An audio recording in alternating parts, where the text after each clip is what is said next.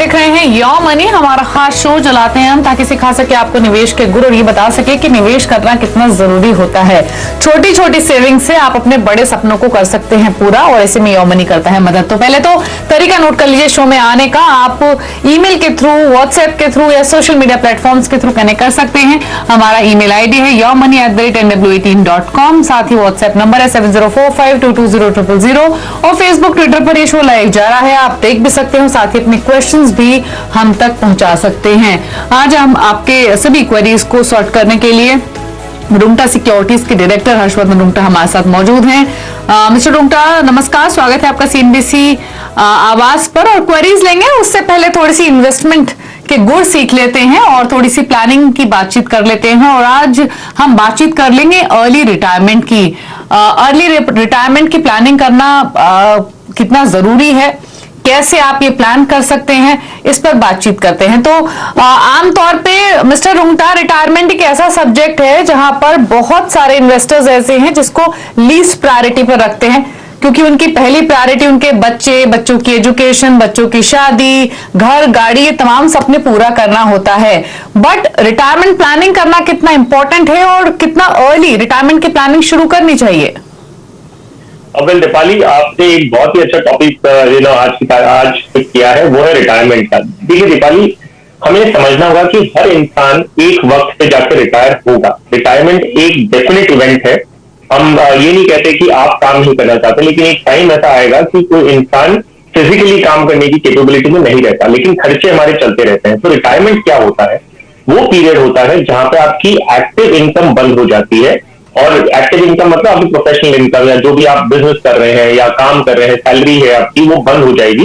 तो आपकी जो सोर्स ऑफ इनकम रहेगी वो पैसिव इनकम रहेगी, जहां पे आपको आपके इन्वेस्टमेंट या कोई और, जहां पे आप अपनी सर्विसेज नहीं देते हैं और आपको इनकम आती है, क्योंकि खर्चे आपके चलते हैं। तो रिटायरमेंट एक डेफिनेट गोल है जो हर इंसान के होने ही वाला। अब ये सवाल होता है कि आप इसकी प्लानिंग क्यों जितना जल्दी करें उतना बेटर है। क्योंकि देखिए, रिटायरमेंट में दो फेज होता है। एक है अक्यूमुलेशन फेज, जब आप पैसे जमा करते हैं, और एक है डिस्ट्रीब्यूशन फेज, जब आपको उन पैसों पे जो रिटर्न या वो पैसे आप यूज करते हैं आपके पोस्ट रिटायरमेंट के लिए। तो जितना जल्दी आप शुरू करेंगे उतना लंबा पीरियड आपके पास होता है जहां पे आप अक्यूमुलेशन कर सकते हैं। तो जितना लंबा अक्यूमुलेशन पीरियड, उतनी कम राशि आपको अपनी जेब से देना है, और जितना कम आपका डिस्ट्रीब्यूशन फेज होगा उतनी आपकी कॉर्पस रिक्वायरमेंट कम होगी। तो जितना जल्दी शुरू करें ऑब्वियसली वो आपके लिए बेटर होगा। ओके अच्छा मिस्टर रुंगटा, अगर हम एज के हिसाब से रिटायरमेंट प्लानिंग की बात करें तो दो तीन चीजें समझना चाहेंगे कि अगर हम यंग हैं, 25 से 30 साल के ब्रैकेट में है, तो हमें आइडियली कितना अमाउंट रखना चाहिए अपने रिटायरमेंट प्लानिंग के लिए। अगर हम क्लोजर टू रिटायरमेंट आ चुके हैं, यानी फॉर इंस्टेंस अगर 45 साल की उम्र है या 50 साल की उम्र है, तो कैसे प्लान करें? तो अलग अलग एज ब्रैकेट के हिसाब से अगर आज से रिटायरमेंट प्लानिंग शुरू करनी हो तो किन बातों का ख्याल रखना है और किस तरीके से शुरुआत करनी है? दीपाली, देखिए, अगर हम एक स्टैंडर्ड रिटायरमेंट की बात कर रहे हैं, जो है मान लीजिए 58 या 60 ईयर्स की उम्र में जो रिटायर होते हैं, वो अगर स्टैंडर्ड रिटायरमेंट एज ले रहे हैं तो ऑब्वियसली आपके पास जो अक्यूमुलेशन पीरियड होता है, मान लीजिए आप 25 साल की उम्र में काम करना शुरू करते हैं, तो आपके पास काफी लंबा अरसा होता है। तो हम ये कहते हैं कि आप जब आपकी पहली सैलरी आती है या पहली इनकम आप कमाते हैं, उस समय से आप रिटायरमेंट के लिए सोचना शुरू कर दें, क्योंकि जितना जल्दी शुरू करेंगे उतना ज्यादा आपके लिए बेटर होगा। अब एक ट्रेंड जो है, और जो आपने पूछा था पहले कि भाई एक अर्ली रिटायरमेंट एक टॉपिक की अगर हम बात करें, तो आज की तारीख में कई लोग ऐसे हैं जो अर्ली रिटायरमेंट लेना चाहते हैं, जो 45 या 50 में बोलते हैं कि मैं रिटायर हो जाना चाहता हूँ, फिर अपनी हॉबीज परस्यू करना चाहते हैं। तो उनके लिए समझना होगा कि जो अक्यूमुलेशन पीरियड की मैंने बात की थी वो कम हो गई, जो आप जमा करते हैं वो पीरियड कम है, और डिस्ट्रीब्यूशन पीरियड जो आप पैसों को यूज करना चाहेंगे उसके बाद वो बढ़ गया, क्योंकि आप रिटायर्ड लाइफ लंबी हो गई और अक्यूमुलेशन पीरियड कम हो गया। उदाहरण के रूप में बताता हूं, जैसे आपने पूछा कि जो 25 से 30 साल के हैं और अगर वो 50 साल में रिटायर होना चाहते हैं, अर्ली रिटायरमेंट लेना चाहते हैं, तो सिंपल नंबर्स ले लो, असम्पशंस हम ये लेंगे कि आप 50,000 रुपए आज की तारीख में आपके खर्चे हैं, तो आप चाहते हैं कि उतना आप मैनेज करें पोस्ट रिटायरमेंट। इन्फ्लेशन रेट जो खर्चे हैं, जैसे मैंने कहा 50,000 आज की तारीख है, तो इन्फ्लेशन हम लेते हैं कि 7% से 7% से कॉस्ट बढ़ते रहता है। प्री रिटायरमेंट रिटर्न एक्सपेक्टेशन कितनी होगी आपकी कॉर्पस से? करीबन 14%। पोस्ट रिटायरमेंट जो आपका कॉर्पस जनरेट करेगा हम अज्यूम करते हैं अराउंड 7%, और लाइफ एक्सपेक्टेंसी अराउंड 80 ईयर। ये अगर हम आंकड़े लेते हैं, ये अगर अजम्पशंस लेते हैं, तो एक अगर 25 साल का युवक है या इंसान है जो इन्वेस्ट करना चाहता है अपने रिटायरमेंट के लिए और 50,000 इक्वल बैलेंस चाहता है हर महीने पोस्ट रिटायरमेंट, तो 40,000 रुपीज उन्हें हर महीने का जमा करना होगा। अगर 30 साल हो जाते हैं, मतलब आप 5 साल डिले करते हैं और शुरू लेट करते हैं, तो करीबन 58,000 रुपीज आपको हर महीने का जमा करना होगा। यही चीज आप अगर 40 में शुरू करेंगे तो करीबन आपको 1.45 लाख आपको हर महीने का जमा करना होगा। और अगर 45 हो गया और रिटायर 50 में हो रहे तो ऑब्वियसली आपके पास एक्यूमुलेशन पीरियड 3 साल का ही या 5 साल का ही है, तो आपको हर महीने का करीबन 3 लाख रुपया जमा करना होगा।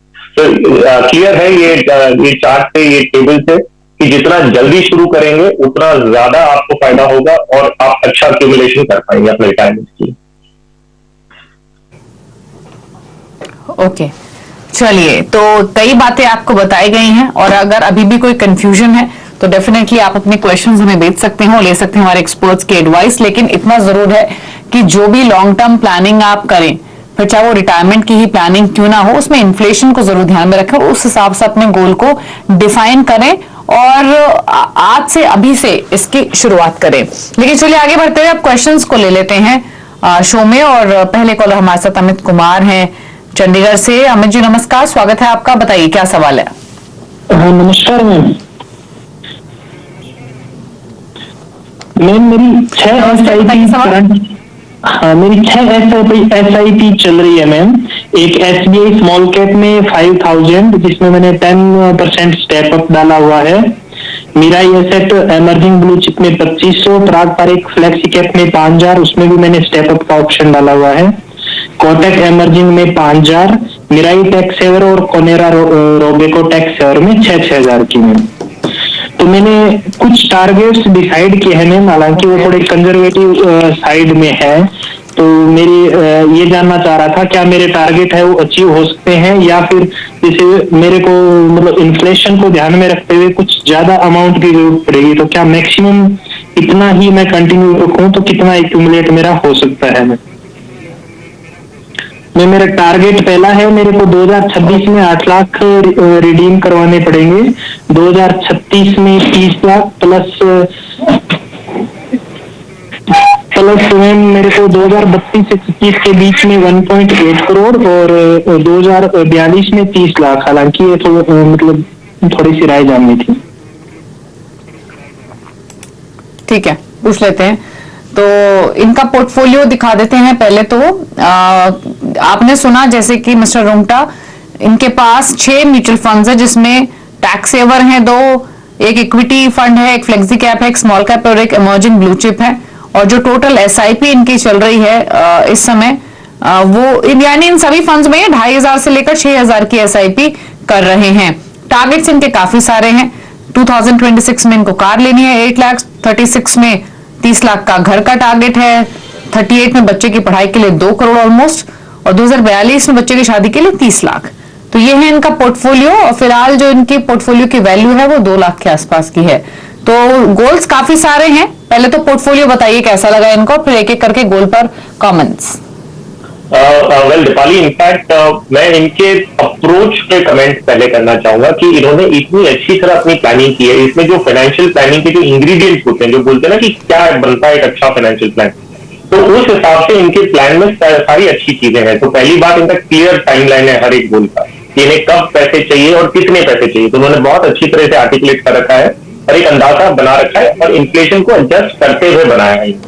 तो ये नहीं कि आज की कॉस्ट ले ली। तो I think it's a very good approach. दूसरा जो उन्होंने बहुत अच्छा काम किया है वो है स्टेप अप किया है। तो हर एक SIP में इन्होंने 10% स्टेप अप किया कि जैसे आमदनी बढ़ती है हर साल आपका SIP अमाउंट बढ़ते रहेगा।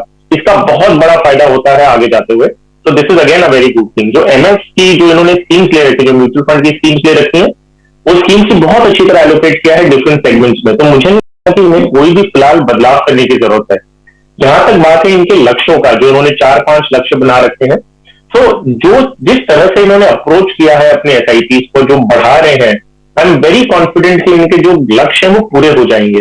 अच्छी बात यह है कि इनके जो 2 लक्ष्य है, गाड़ी लेना और एक एजुकेशन लोन का, और एजुकेशन जो रिक्वायरमेंट है, इनके पास एक ऑप्शन है कि वो लोन के रूप में भी आगे जाते हुए ले सकते हैं। पूरा अमाउंट लोन के रूप में नहीं बता रहा हूं मैं, लेकिन अगर पार्ट जो फंडिंग करना चाहते हैं तो लोन भी इन्हें उन चीजों के लिए मिल जाएगा।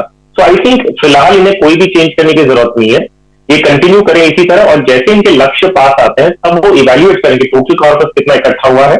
और जैसे कार इनके पहली लेनी है, तो कार का जब लक्ष्य पूरा होने आएगा तब ये डिसाइड करेंगे कितना इन्हें लोन के रूप में लेना और कितना उस फंड में से रिडीम करें।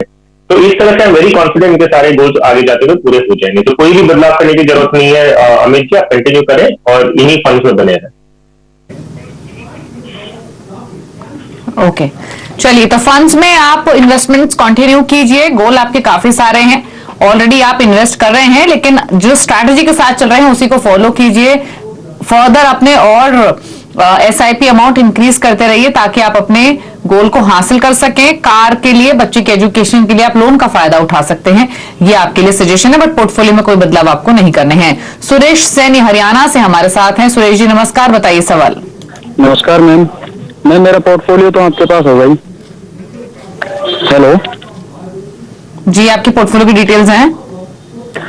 जी मैम, मैं ये चाह रहा हूँ मैम, मैं पूछना चाह रहा हूँ मैम कि ये मेरे जो म्यूचुअल फंड्स हैं ये ठीक हैं, और एक और मैं 5,000 रुपए की SIP कर सकता हूँ पर मंथ, तो उसके लिए कौन सा फंड ठीक रहेगा, या मैं इन्हीं में ही इंक्रीज करूँ मेरी इंस्टॉलमेंट, कैसे, ये पूछना था मैम।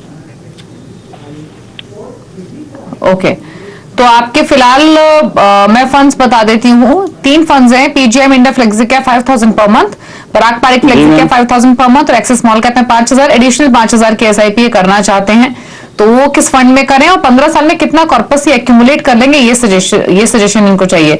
तो बताइए, पहले तो इनके 3 फंड्स प्लस चौथा फंड कौन सा ऐड करें और कितनी रकम ये जुटा पाएंगे अगले 15 सालों में इस SIP के थ्रू? सुरेश जी, अगर हम इक्विटी से लॉन्ग टर्म में करीबन 12 से 14% के आसपास का रिटर्न अगर अनुमान लगाते हैं कि जाते हुए SIP रिटर्न आपको इतना क्यूमुलेटिव बेसिस पे मिलेगा, तो आपको जो एक्सपेक्टेड कॉर्पस है करीबन 1 से 1 करोड़ 20 लाख के आसपास आप एक्सपेक्ट कर सकते हैं कि आपको ये कॉर्पस इकट्ठा हो जाए आफ्टर 15 साल बाद जो आपने अनुमान लगाया। स्कीम्स में थोड़ा आप बदलाव कर सकते हैं। मैंने आपके पास जो अगर फ्लेक्सी कैप आप 2 ले रखते हैं तो उसकी जगह मैं आपका टोटल 20,000 का पोर्टफोलियो इस तरह बना देता हूँ। एक पराग पारिक फ्लेक्सी कैप आप कंटिन्यू करिए, उसमें 5,000 जमा करिए। कैनरा रिबेको इमर्जिंग इक्विटी फंड आप अपने पोर्टफोलियो में जोड़े, वो एक नई स्कीम है, उसमें 5,000। एक्सिस स्मॉल कैप आप कंटिन्यू करें जो आपके पास है और उसमें 5,000 करें। और एक international fund, international index fund आपके पोर्टफोलियो में मैं सुझाव दूंगा, Aditya Birla sunlight Nasdaq 100 fund of fund, उसमें 5,000 जोड़े। तो ये पोर्टफोलियो आप अभी फिलहाल कंटिन्यू करें और 2 साल में एक बार रिव्यू कर लीजिएगा। आई थिंक इसमें आपको अच्छा एलोकेशन मिल जाएगा, वो domestic and international equities both. Okay, ठीक है, तो फिलहाल आप इन्हीं फंड्स के साथ कंटिन्यू कीजिए, SIP अमाउंट इंक्रीज करते रहिए। कुछ फंड्स आपको और बताए हैं जिनको आप ऐड कर सकते हैं। मेरे एसेट का लार्ज कैप आप पिक कर सकते हैं। रही बात आपके पोर्टफोलियो को लेकर, तो फिलहाल किसी बदलाव की जरूरत नहीं है। तो आप Parag Parikh flexi cap, Canara Robeco emerging equity Axis small cap और आदित्य बिरला नेस्डैक 100, इन 4 फंड्स को आप पोर्टफोलियो में रखिए और इनके साथ आप अपनी इन्वेस्टमेंट्स को कंटिन्यू कीजिए। एक फंड जो चेंज किया है या ऐड किया है वो तमाम आपकी स्क्रीन पर हैं। अमित है हमारे साथ मुंबई से। अमित, गुड इवनिंग, बताइए सवाल।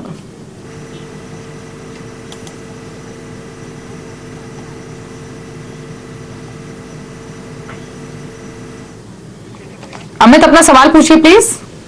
Yeah, so actually I'm investing 50,000 right now, and I have I believe you have the details with you, and I want to Correct.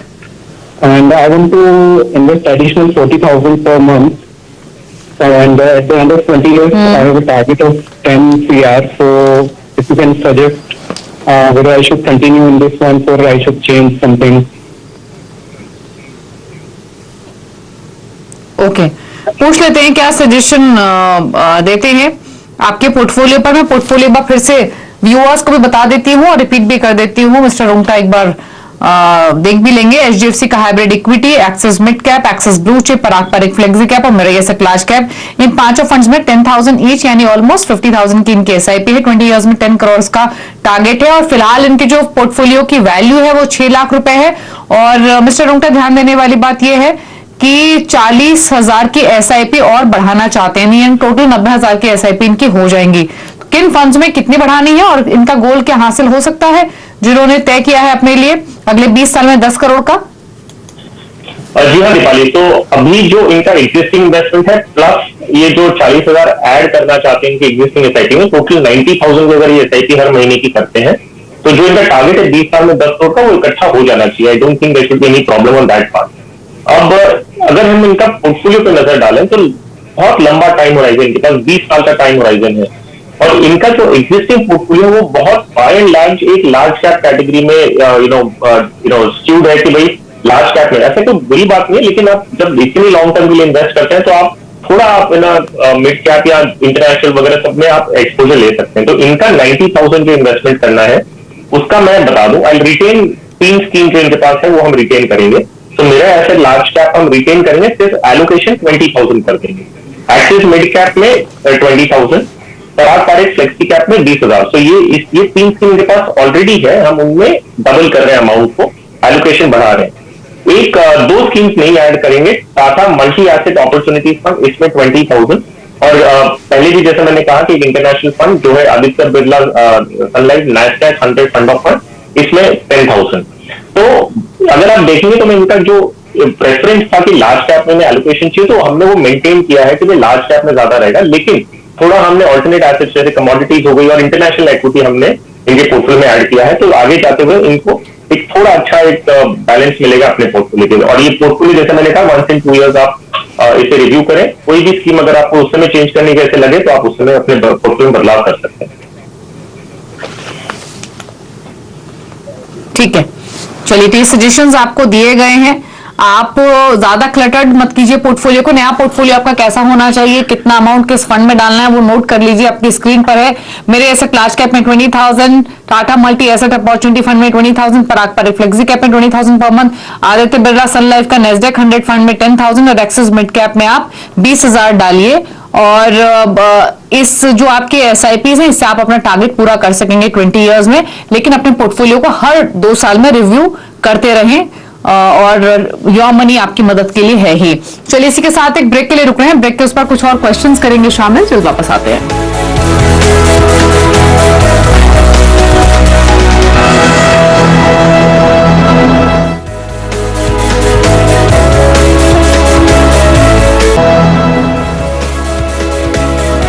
आप देख रहे हैं योर मनी, हर्षवर्धन उंगटा हमारे साथ मौजूद है यहाँ पे क्वेश्चंस को आंसर करने के लिए। अगले कॉलर से कनेक्ट कर लेते हैं।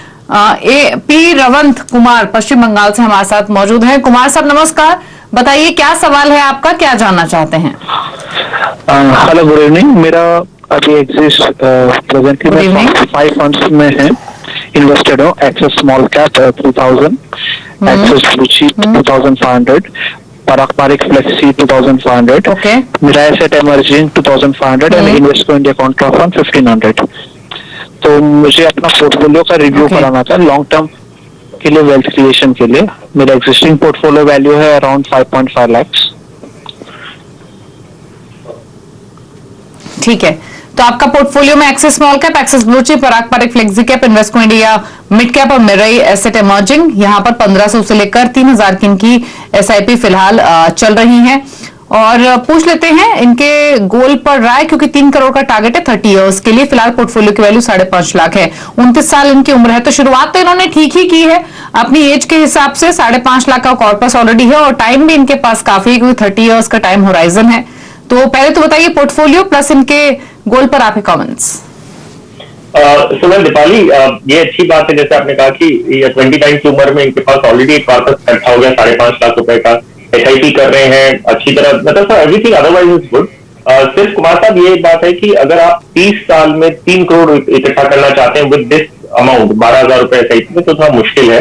आपको अपनी एसआईपी अमाउंट धीरे धीरे जाते हुए आपको करीबन 3 गुना करनी होगी, तब जाके आपके 3 करोड़ का जो लक्ष्य वो पूरा होगा।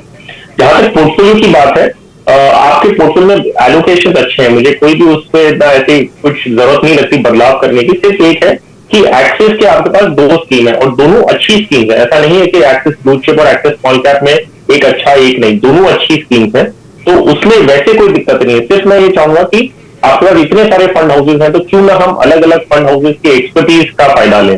तो सिर्फ इसी पर्पज के लिए मैं आपको सुझाव दे रहा हूं कि आप एक्सेस स्मॉल कैप को बंद करके आप एसबीआई स्मॉल कैप ऐड कर लें। ओनली प्योरली इसी कारण से कि आपको एक फंड हाउस एक्सपर्टीज का डाइवर्सिफिकेशन भी मिलेगा। अगर आप कंफर्टेबल हैं एसबीआई एक्सिस की दोनों स्कीम रखने में, आप कंफर्टेबल है तो बेशक आप कंटिन्यू करिएगा। अगर आप कंफर्टेबल है आप कंटिन्यू कर सकते हैं। सिर्फ मैं जिस कारण से आपको बता रहा था वो मैंने हाईलाइट कर दिया, और एक्सिस स्मॉल कैप भी अच्छी स्कीम है, कोई दिक्कत नहीं है उसमें।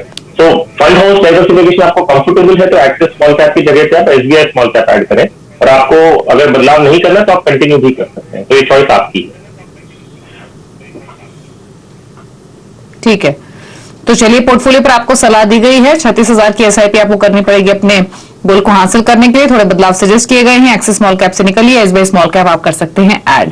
लेकिन चलिए फिलहाल सवाल तो इतने शामिल करेंगे, जाते जाते टॉप फंड्स पूछ लेते हैं मिस्टर रुंगटा के, उन व्यूअर्स के लिए जो क्रिएट करना चाहते हैं पोर्टफोलियो। तो बताइए आपका कन्विक्शन किन फंड्स के साथ है mister Rungta?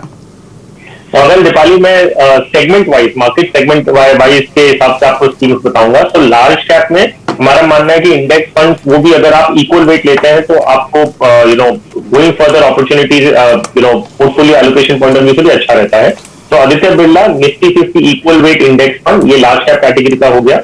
Multi asset category बहुत इंटरेस्टिंग स्पेस है, जहां पे आपको कमोडिटीज का भी एक्सपोजर मिल जाता है, मेटल, प्रेशियस मेटल्स वगैरह का आपको एक्सपोजर मिल जाता है। तो Tata multi asset opportunity fund, large mid cap category के अंदर रुबेको इमर्जिंग इक्विटी, और इंटरनेशनल फंड में ABSL Nasdaq 100 fund of fund, या तो आप Kotak Nasdaq 100 fund of fund add कर सकते हैं। तो इंटरनेशनल एक्सपोजर 10% to 15% अपने पोर्टफोलियो का जरूर लेना चाहिए, ताकि आपको उन कंपनी का एक्सपोजर मिलता है जो इंडिया में लिस्टेड नहीं है। तो as a portfolio allocation in 4 schemes अगर मैं कैटेगरी वाइज देखूं तो ये मेरी पसंदीदा स्कीम्स होंगी।